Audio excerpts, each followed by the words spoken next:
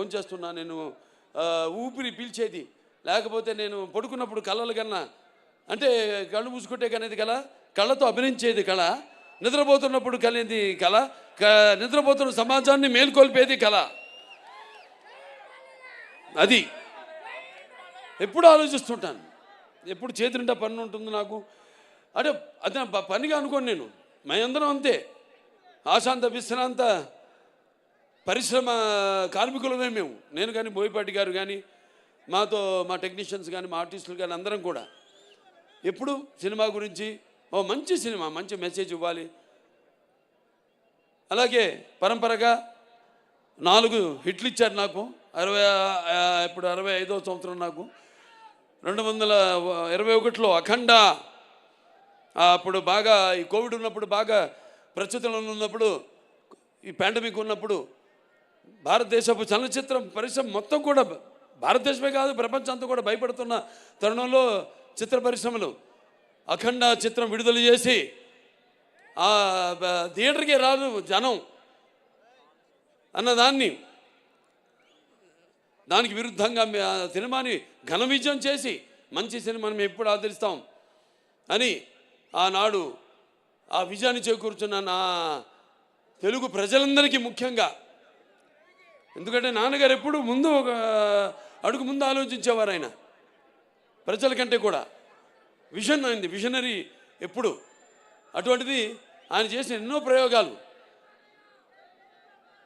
అటువంటిది నేను చేసిన ప్రయోగాలు, మేము చేసిన ప్రయోగాలు, ఒక అఖండ కానివ్వండి, లేకపోతే ఒక వీరసింహారెడ్డి కానివ్వండి, లేకపోతే ఒక నెలకొండ భగవంత్ కేసరి కానివ్వండి, ఒక డాకు మహారాజ్ కానివ్వండి, ఇవాళ రేపు వస్తున్న చూస్తారు అఖండ తాండవం. అంటే ఆ మహాశివుడు సాక్షిగా, అలాగే ఆ పార్వతి శక్తి తోడుగా, ఆ గంగామ్మ తల్లి, ఆ గంగా తల్లి యొక్క ఆశీర్వాదంతో చెప్తున్నాను. ఈ యొక్క ఈ రుద్ర తాండవ విన్యాసం నాలో ఆవేశమై, అలాగే ఆ త్రినేత్రుడి యొక్క వీక్షణ దృష్టి నాలో నిక్షిప్తమై, అలాగే ఆ నాగబంధన యొక్క భయంకరమైన క్రోధం నా ఉచ్ఛ్వాస నిశ్వాసాలై, అలాగే ఆయన త్రిశూలం నా ఆయుధానికి శక్తి శౌర్యమై ఎలా ఉంటుందో నా పాత్ర రేపు చూడబోతున్నారు. అంతే చెప్తా ఈ సినిమా గురించి, అంతకంటే నేను చెప్పను. చూస్తారు సినిమా, చెప్పేదంతా మా బోయపాటి గారు చెప్పరనుకున్నా, కొంచెం చెప్పేశారు సినిమా గురించి. సో అటువంటిది అఖండ చిత్రం. మరి ఎంతోమంది, ముఖ్యంగా ఈ నా చిత్రానికి మా డైరెక్టర్ గారి గురించి ఇప్పుడు నా గురించి చెప్పరా, అలాగే నేను ఆయన గురించి చెప్పను. ఆయన నా గురించి చెప్పలేదని కాదు, కానీ మేము చెప్పుకోవడానికి ఏముంది, 3 ముక్కలు, ప్యాకెట్లో 3 ముక్కలు, 3 నిమిషాలు మాట్లాడుకుంటాం ఏదైనా సినిమా చేయాలనుకుంటే, అంతే. 4 నిమిషం ఉండదు, 3 నిమిషాలు మాట్లాడుకుంటాం. ఎస్ వీఆర్ గోయింగ్ హెడ్ అనుకుంటాం, వెళ్ళిపోతాం, ఇక దిగిపోతాం ఆ రంగంలోకి, ఆ మహాయజ్ఞంలోకి అంటా నేను.